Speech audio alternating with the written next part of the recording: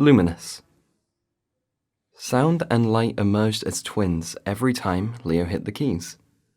Deep hits and ripples of soft, colorful light filled the room. Sharp taps and luminous shapes appeared hovering over people's stretched up hands. The audience, thrilled with the audio-visual spectacle, was rocking in the musical atmosphere Leo was erecting.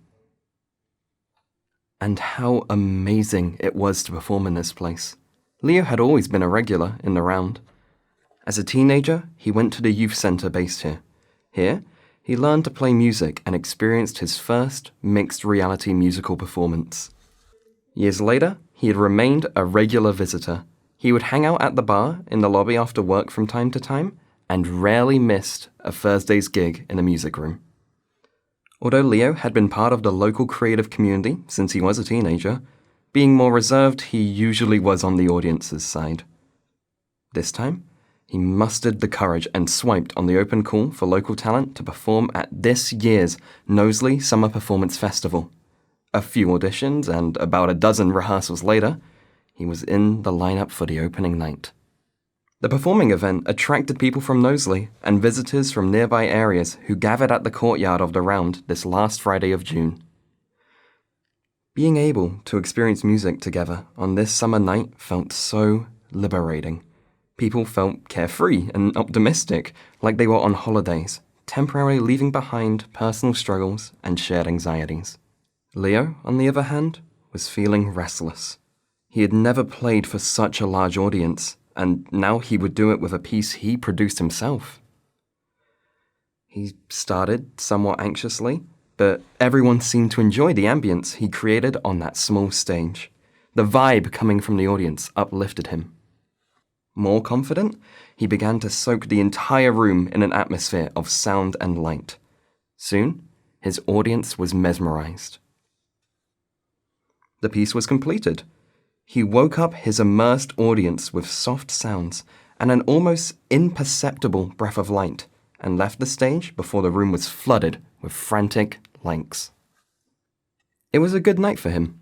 In the yard, he found Greg and Patrick waiting for him. His friends applauded him the old-fashioned way and lifted their glasses. Leo grinned awkwardly. He was feeling thrilled, but couldn't express it.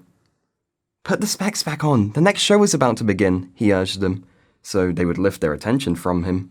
And they obeyed, turning to watch an animated wallpaper crawling up the walls of the building.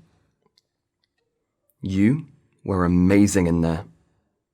He heard a familiar, deep voice behind him and took off his glasses. The holograms were lost. In front of him was the dimly lit face of Alex Smith. He lost his words for a moment, but managed to say, "Thank you." He actually said it 3 times, which made Greg take off his specs to see what caused this awkward tension. Alex Smith's face said, "Nice to see you again," and a crooked smile formed. Before thinking of something to respond, Leo heard, "I'll see you around," and Alex's rugged face was no longer there. Leo felt a bit short of breath. He hadn't seen Alex in so long, and now he didn't even manage to speak. His blissfulness had subsided. He looked performatively at his luminous wrist to act out an excuse and go home. Lights from the performance flashed triumphantly on his wrist. The good vibes uplifted him once more. In a moment, he brought his hand close to his mouth and uttered, "Message Alex Smith." A fictional story drafted by Leo and narrated by Mason Lucas.